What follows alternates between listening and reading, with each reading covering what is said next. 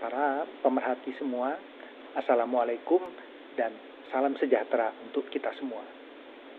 Pada kesempatan ini saya akan membahas masih berkaitan dengan pembuatan tulisan ilmiah seperti skripsi, tesis, atau disertasi. Kali ini saya ingin membicarakan tentang kerangka teori atau disebut juga kerangka pemikiran atau bisa juga disebut theoretical framework dalam bahasa Inggris. Kerangka teori ini sangat penting untuk membuat sebuah tulisan ilmiah atau disertasi yang baik. Kita pertama membicarakan pengertian kerangka teori. Ini ada tentang telah mendasar tentang teori yang kita gunakan sebagai bahan untuk membangun pemikiran dalam penelitian. Selain itu, menurut Grant dan Onsanlo, kerangka teori adalah suatu pola yang mengarahkan pemikiran logis dalam mengaitkan beberapa teori untuk menjelaskan suatu fenomena. Nah, misalnya kita ingin menggabungkan beberapa teori dalam sebuah penelitian karena memang harus dilakukan seperti itu, maka kita membuat sebuah kerangka teori dulu.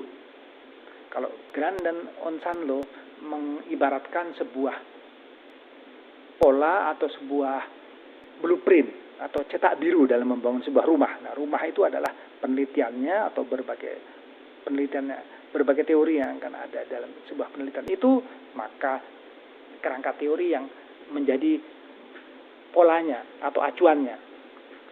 Nah, dalam kerangka teori, peneliti akan menjelaskan bagaimana teori yang digunakan dalam penelitian itu untuk menjelaskan peristiwa.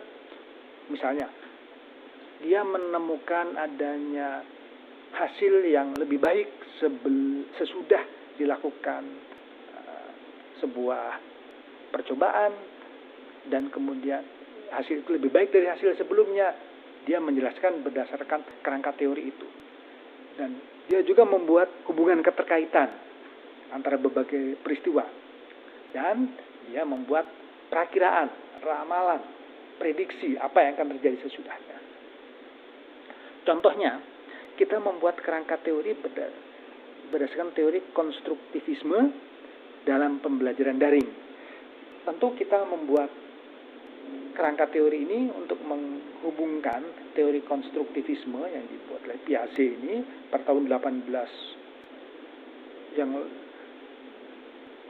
hidup pada tahun 1890 sampai 1980. Pada saat itu tentu saja pembelajaran daring belum ada atau masih dirintis. Nah, dia harus menggabungkan bagaimana teori konstruktivisme itu dengan teori-teori pembelajaran daring.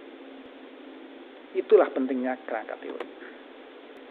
Nah, sekarang kita membicarakan pentingnya kerangka teori, yaitu pertama untuk mengatur supaya berbagai teori itu menjadi satu penjelasan yang logis tentang kaitan antara berbagai teori itu. Tadi disebutkan ada teori konstruktivisme dalam pembelajaran, ada teori tentang pembelajaran daring. Nah, itu semua bagaimana digabungkan, dijelaskan secara logis, secara runtut. Dan tadi itu sudah disebutkan membantu penjelasan atas hasil penelitian. Mengapa terjadi seperti ini? Mengapa tidak terjadi seperti itu? Mengapa tidak sesuai dengan apa yang diharapkan dalam rancangan penelitian? Tentu perlu banyak upaya untuk membuat penjelasan. Apalagi kalau hasil penelitian tidak sama dengan hasil yang kita duga, dengan hipotesisnya. Tapi dengan adanya kerangka teori yang baik, maka penjelasannya akan lebih mudah. Yang ketiga adalah menempatkan suatu penelitian dalam dunia penelitian yang sudah ada saat ini. Ini adalah suatu penelitian yang mengacu pada penelitian sebelumnya dan memberikan kontribusi pada penelitian yang sudah ada. Bagaimana kita tahu bahwa ini adalah suatu kontribusi dari kerangka teori?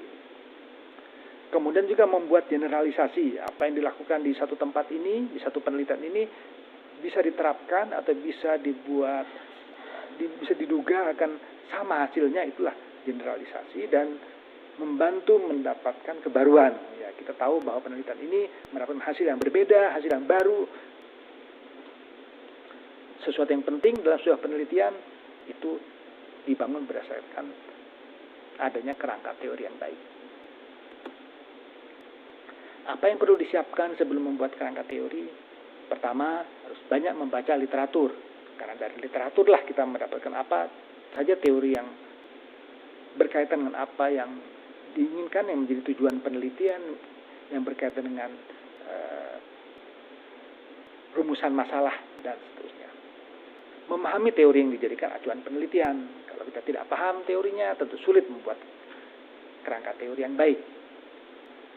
Karena itu, perlu ada tinjauan pustaka yang baik, seperti nomor 3 itu. Didasarkan pada suatu tinjauan pustaka. Jadi tinjauan pustaka kita harus mendalam, tidak hanya menyebutkan definisi saja. Kemudian mengaitkan teori utama dengan teori yang lain. Contohnya ini, tadi sudah disebutkan konstruktivisme dalam pembelajaran dengan pembelajaran daring. Nah, itu kita harus mengaitkan berbagai teori, bagaimana mengaitkannya. Nah, ini ada satu contoh, suatu peneliti di bidang administrasi publik ingin mendasarkan penelitiannya pada teori tentang partisipasi masyarakat di tingkat desa. Dia mengacu pada teori Davis 1989. Ini teori tentang partisipasi masyarakat. Dia ingin meneliti masyarakat desa, bagaimana bisa berkaitan. Itulah dia harus membuat sebuah kerangka teori. Dan dia juga ingin mengaitkan penelitiannya dengan kepemimpinan transformatif. Dia juga ingin mengaitkan penelitian dengan teori mengenai kemandirian desa.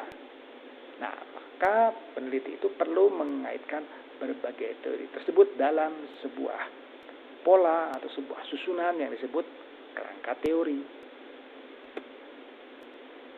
Ini ada bagan kerangka teori. Bagan nanti untuk memudahkan dalam menyusun kerangka teorinya. Ini bukan kerangka teorinya, ini bagannya. Tapi seperti inilah tadi kita ingin membuat sebuah kerangka teori yang baik. Nah, maka ada bagan seperti ini. Tadi peneliti itu mendasarkan pada suatu teori tentang partisipasi masyarakat. Kemudian ada faktor-faktor penyebabnya, ada kepemimpinan transformatif dan kemandirian desa. Nah, itu disusun dalam sebuah kerangka pemikiran.